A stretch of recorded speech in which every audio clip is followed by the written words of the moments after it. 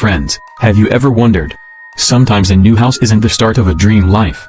It's the beginning of your worst nightmare. This story takes us back to 1981, in a small town called Hollow Creek in Maine, USA.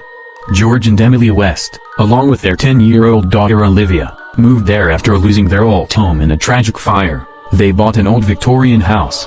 From the outside, it looked like something out of a movie. Wooden carvings, a long porch, and a dense forest right beside it. At first, everything seemed fine. George settled into his new job, and Emily began decorating the home. But within a week, strange things began to happen. The first incident: one night, Olivia screamed from her bedroom. When Emily rushed in, she found her daughter shaking, pointing at her closet. "Mom, someone's in there. He's watching me." Emily opened the closet. There was nothing, just clothes. But before shutting the door, she noticed deep scratches carved into the wood inside.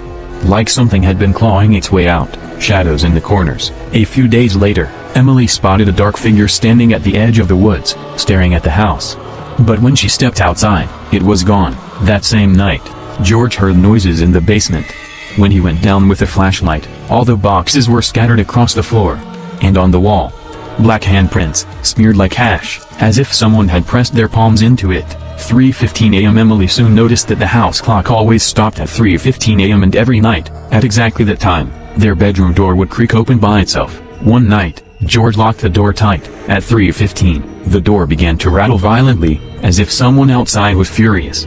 When George opened it, no one was there, just a freezing gust of air. And a tall shadow sliding down the staircase. Olivia's behavior grew disturbing. She whispered to unseen people, and once told her parents, "Dad, the lady says I have to hurt you." George and Emily froze. They thought it was just an imaginary friend. But one night, they clearly heard her whispering, "Yes, I'll do it. Yes.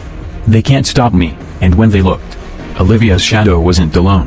Beside it was another shadow, taller, darker, not belonging to anyone in the room. The final night. The breaking point came when Olivia vanished in the middle of the night.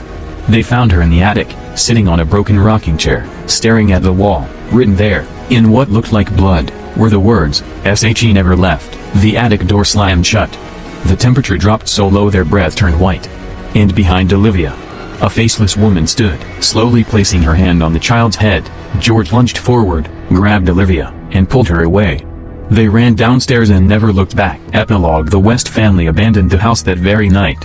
And to this day, Hollow Creek House stands empty. Locals claim that every night at 3:15, lights flicker inside. Some even say they've heard a little girl laughing through the windows. So the question remains, was that house haunted by a faceless woman? Or did Olivia leave a piece of herself behind? If you enjoy stories like this and don't want to miss the next chilling tale, make sure to subscribe to our channel and hit the bell icon. You never know. The next horror story might be closer than you think.